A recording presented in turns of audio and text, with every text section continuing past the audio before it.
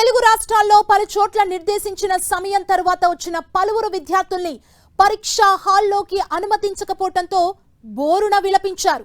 ఏడాదంతా చదివిన విద్యార్థులు పరీక్ష రాయలేకపోవడంతో తీవ్ర ఆందోళనకు గురయ్యారు.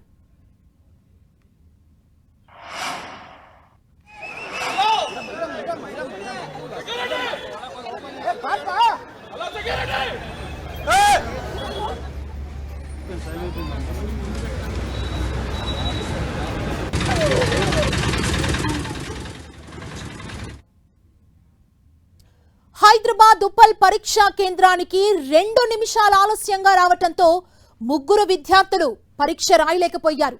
నిబంధనల ప్రకారం అధికారులు ఎగ్జామ్ సెంటర్లోకి అనుమతివ్వకపోవడంతో విద్యార్థులు ఎగ్జామ్ రాయకుండానే వెనుదిరగాల్సి వచ్చింది. కరీంనగర్లోనూ ఓ పరీక్షా కేంద్రానికి 2 విద్యార్థులు నిర్ణీత సమయం కంటే ఆలస్యంగా చేరుకున్నారు. నిమిషం నిబంధన అమల్లో ఉండటంతో నిర్వాహకులు పోలీసులు వారిని లోపలికి అనుమతించలేదు.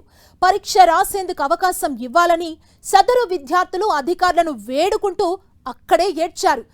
ఎంత బతిమిలాడినా నిబంధనల ప్రకారం వీలు పడదని స్పష్టం చేయడంతో వారు కన్నీళ్లతోనే వెనుదిరిగి వెళ్లిపోయారు.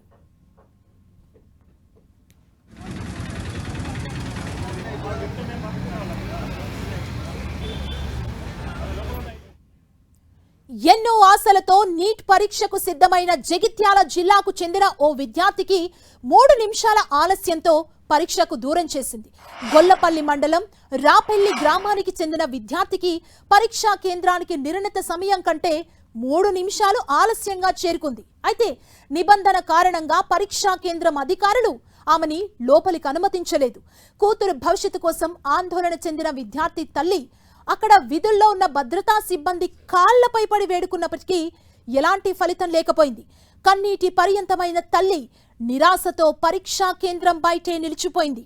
ఏడాది పాటు కష్టపడి సిద్ధమైన పరీక్ష కేవలం 3 నిమిషాల ఆలస్యం కారణంగా చేజారటంతో విద్యార్థిని కుటుంబం తీవ్ర ఆవేదన వ్యక్తం చేసింది.